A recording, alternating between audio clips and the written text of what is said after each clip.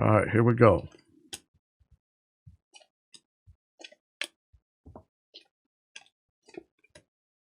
This is called the Celtic Cross. It is designed to get to the heart of the matter very quickly in 10 questions. These cards represent 10 questions. Most Celtic crosses, they put positions 7, 8, 9, and 10 over here on the side. I just put mine right here. And it actually ends up reading that way anyway because it's a spiral. The whole thing is a spiral. And underneath the deck, oh my God, the Knight of Swords ended up there anyway. So this is really something. There's something about you coming in with communication. Swords are communication. But the other reading, it was the Knight of Wands that flipped out before the reading started. The Knight of Wands is passionate. So there's passion and there's communication, okay? That's what we got lingering underneath this whole thing. All right, so where are you at right now at this time? Here you are. Judgment. Major Arcana 4, the divine bringing something up from the dead, calling something up from the dead. Thessalonians, the trump of Gabriel, the archangel, he blows this trumpet and people rise from the dead. And other tarot decks, Rider-Waite-Smith type decks, there's multiple people. Sometimes they'll even be getting raptured up in the air and stuff. In this deck, it's just a very simple illustration, but it is this angel blowing the horn and something's coming up from the dead. That is where you are right now. Something is being reborn. Something is being raised up from the dead. And the challenge is the Four of Wands. Now, the Four of Wands is about the home, about your foundations, about how you grew up, your childhood, your history. Now, the other interpretation or definition of the Four of Wands is about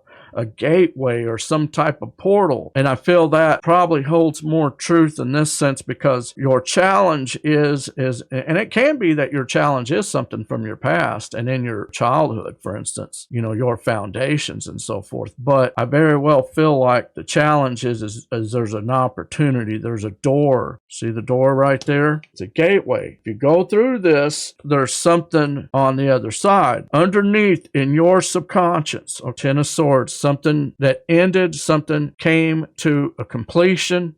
In this deck and in many decks, the Ten of Swords has these swords that are going through into somebody's back and they're laid out there. They're dying or they're dead. It's a killing. So in your subconscious, you're thinking about something that really hurt you very badly. It is a nightmare almost of a memory, I feel. In the recent past, Six of Pentacles, you were giving, you were applying pentacles towards stability and so forth. And as a result of that, you got another 10, this 10 of Wands energy, which is you have the weight of the world on you and so forth. And what lies before you, quote unquote, future tense. Now, this is where, if we were talking about the future, this is where tarot readers will tell you this is the future card right here. Let me tell you this, it's not the future. We're not telling you the future. Tarot cannot tell the future. What tarot can do, though, is make some assumptions, make a prediction based on different factors that are at play. It's a big difference between that and saying that I'm going to tell you the future, or you're asking a question, what's the future hold? Tarot cannot answer that. No one can answer that. The only one that can answer the future and tell you the future is God. And that's why many of you, when you sleep, you will have dreams. The Bible even says that God speaks to man through his dreams. So that information is inside of you. Your higher self may know what the future holds for you, and you may see glimpses of it in your life. You may see deja vu. You may have dreams. You may have visions, and that comes from God. These cards cannot tell you the future. Get that out of your mind. Those of you that think that tarot is future telling, it's not. This is a mental exercise. This is called conceptual blending. We are solving problems using these cards as a map system and nothing more. I have to make that disclaimer because I got a lot of people that are finding out that I read tarot and they know that I come from a very religious background and they think I'm doing something demonic, and I'm not. So let me just make that disclaimer. This is not future telling. This is more like forth-telling and projected predictions based on the input that we are feeding into. This is no more magical than going into your Google search engine and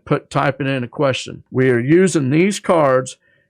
Our mind is shuffling these cards, and we are basically coming to a solution for your situation. What lies before you is temperance. Okay, now that's this card right here.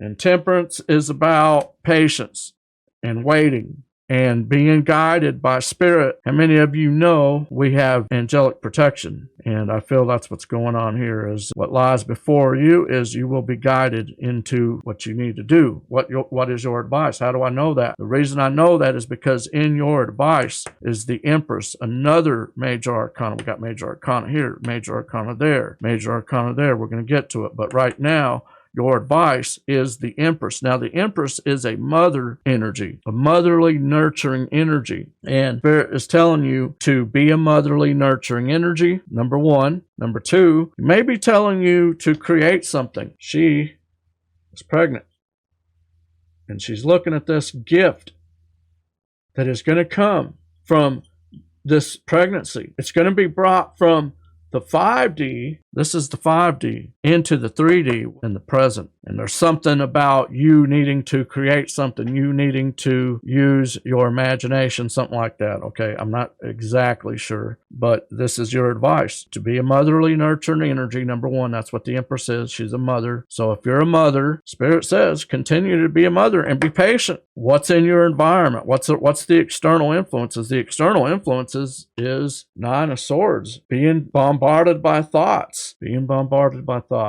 thoughts of how is this going to work out? What am I going to do? You know, what's going to happen? I don't understand this. I don't have answers to many questions. Nine of Swords can be unanswered questions. In your hopes and fears, the Nine of Wands, wounded energy, feeling like you can't go on, feeling like you're not going to make it. And Spirit says, in your overall projected outcome for Scorpio is this moon energy. This is your card, Scorp. And I don't understand this, but in this deck, they have a crab over here, so maybe it's Cancer, but I thought it was Scorpio. For many, I've always thought it was Scorpio. And many other cards, in the moon card, there's a scorpion in there. But whatever the case is, the moon is about the unknown, about spiritual things. It's about, it can be about intuition, and it can be simply that you don't have the answers that you need. See, over here, you got the Nine of Swords in your external influences. So there's something that you don't know. There's information that you don't have. And Spirit says you are going to continue to not have that information, I feel, unless you go through this portal and unless you do what Spirit says, because in your advice is to do this. Be the mother, be this nurturing energy, and create something, birth something. And the moon card represents the unknown. It represents mysteries and so forth. What did I say earlier? I said no one can tell you the future. God right now is telling you, you don't know the future. You're going to have to walk by faith and not by sight. Another meaning for this moon card to me is we walk by faith, not by sight. It's not by what you can see.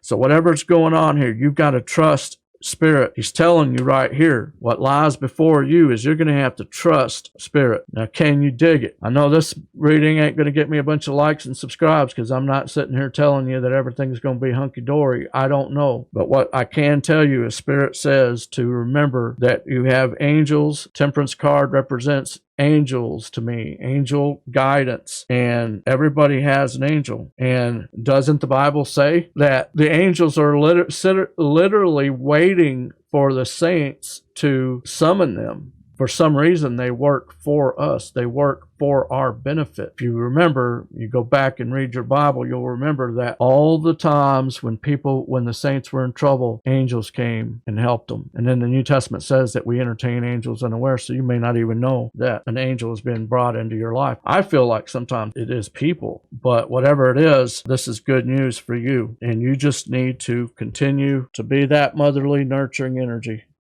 Scorpio, if you found yourself getting resonated with this message, hit that like and subscribe button. Hit that notification bell so you can be alerted when I upload new videos.